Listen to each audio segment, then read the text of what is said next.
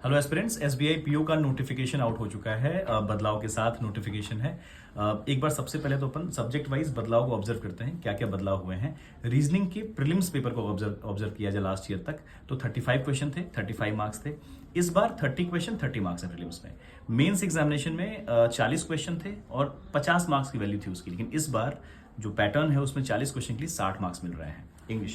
English में आपके pre में पहले 30 क्वेश्चंस आते थे, अब ये जो है 10 नंबर बढ़ा दिए हैं और 40 क्वेश्चन 40 मार्क्स हो गया है। मेंस में पहले 35 क्वेश्चंस आते थे, अब ये 40 क्वेश्चन हो गए बट फॉर 20 मार्क्स।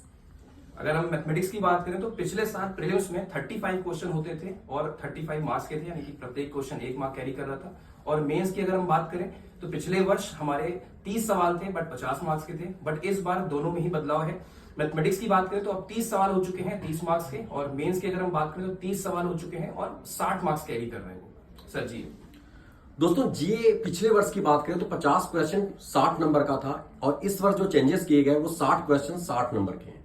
तो अगर देखें तो 2 साल से जीए की वेटेज बढ़ती जा रही है। इस बार उन्होंने क्वेश्चंस बढ़ा दिए, लेकिन इस बार एक सबसे इंपॉर्टेंट अपडेट है कि मेंस में सेक्शनल कट ऑफ ऐड कर दी है और इस बात का आपको ध्यान रखना है।